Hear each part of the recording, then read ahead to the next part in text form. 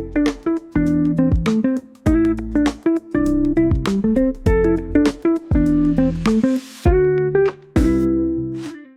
ma'am puno po kuramjari ma'am aigi channel da muka sutaram nokchari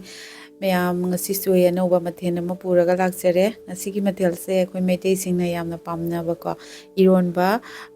khoi gi mangan ne laphu ne tawraga iron jarake duga ina tiffin da inghali sina ngai yai bane adaga idi ngari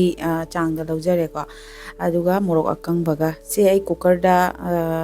keno makhum se khummaga ngan dunya ba ko ngari ga nga yai baga se aduga mayam si yanghanjari se entak ni ko mayam yanghanjari se ado mayam laphu eromba da katang hapaga yangbeo mayam aina khangbodo mayam da share tawjabane ado ahoigi ngari se hapaga su hentak se katang yamna te katang ama hapiu mayam haptaba oiraga di adugi mahau do mayam tongan bani magi manam su yam nusiba ade mahau amasu lei khangde karigino ado mayam chadaba oiraga di amtang hapaga yangbeo hentak na din naman binu ko katang da aduga ngari na naman biraga ko hapa mi di khangwani haptaba mi oiraga di amtang try toga yangbeo yam mahau hen mani mayam duna laphu se mayam kanoni chingi laphu macha dune yam thot naubodo ado mathaki mai maku se haifetang ai keno tawjarage mai gi masing do ado lothok charage ado lothok matungda ai sumaina yamna su pade ko tharap tawna ai sumaina semdok charage aduga semdo matungda mu yengminarasi mayam ai gi se sembasu loire ko do loire banina cooker da ai ahum laktang kamhanjagarage mangan ne morok kangbang ade ngai tiffin ngari do adu tawraga ado mayam ingsu inge ko iron base iron thoge aduga ngari tonga se morok ngari tonga thumse asi hana I phajana ai gi keno iron ba kari tot na bai se u gi se ko asida hana phajana I noi khaije gi ge no khaireba matungda amuk yengminasi mayam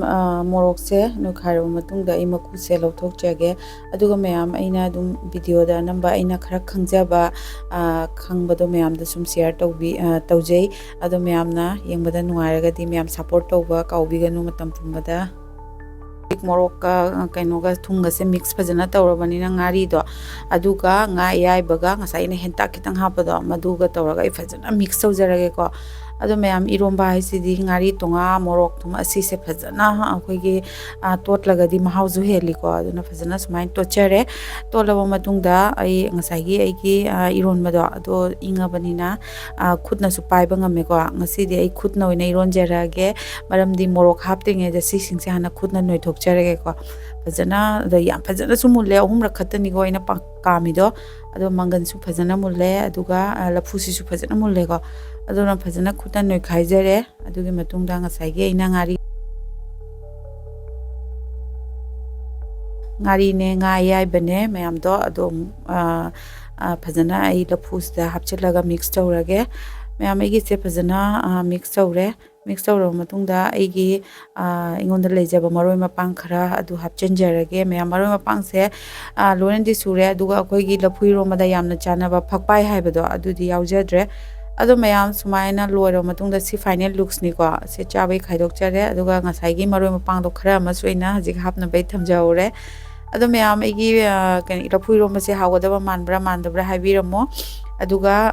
igi video se engmada nungaradi like share subscribe tawba kawigano ado mathangda soya no ba recipes mayam puraga lake ngasi gi di matang se kainarasi